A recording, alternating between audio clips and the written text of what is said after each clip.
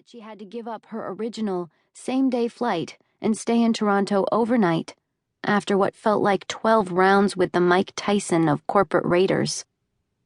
She even managed to maintain her sanity after mistaking the hotel's tiny bottle of body wash for shampoo and lathering her already overgrown hair into an unmanageable, flowery-smelling mop.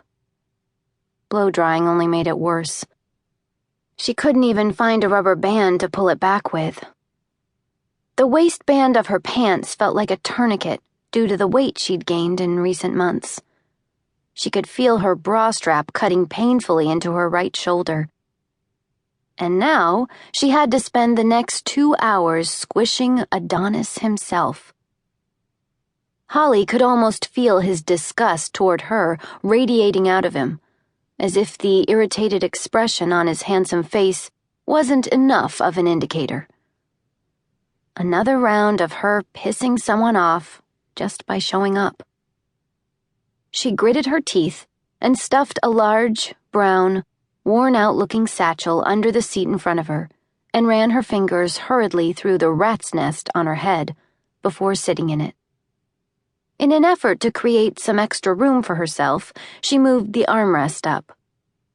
Trying to appear casual, she took a deep breath, sucked in her stomach as best she could, and buckled herself in. At least she doesn't need the seatbelt extension, Logan mused. He was a little afraid to inhale, recalling a fat woman he sat next to some years ago who smelled of hard-boiled eggs and rotten cheese. Tentatively, he drew in a breath. She smelled like baby powder and lavender. Distinctly lavender. He relaxed a bit, giving a small nod in her direction. He couldn't help but notice how white her knuckles got on takeoff. Her fists were clenched so tight against the seat. Curiously, she showed no other outward signs of fright. At least she didn't start wailing or get the vapors or do absurd tricks to take her to her happy place. But with a second glance, Logan realized she wasn't just gripping her armrest. She wasn't moving. At all. He took a quick look at her face to make sure she wasn't turning blue. She was staring straight ahead, eyes wide open, fixated on some focal point in the front of the aircraft. "Breathe, girl," Logan found himself saying. Holly blinked once, her face pale, and tried to inhale, which to Logan sounded more like a gasp. "I'm not so good at takeoff," she responded on an exhaled whoosh of air. "You're doing fine," he told her confidently, and opened a magazine. "Thanks, Superman," she thought, feeling the plane start to level off.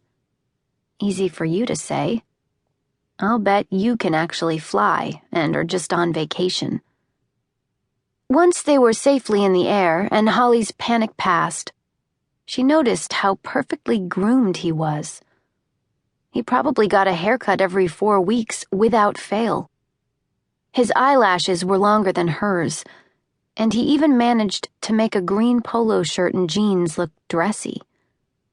His broad shoulders vied for space, much the same way her hips and thighs did. Only where he was defined muscle, Holly was just mass.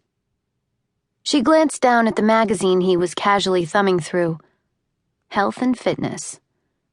Its pages showcased dozens of toned, firm bodies, much like his.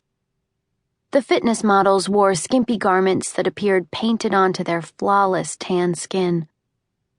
They flashed gloriously white teeth as they stretched and posed before backdrops of waterfalls, pools, and cliffs overlooking warm, sunny beaches.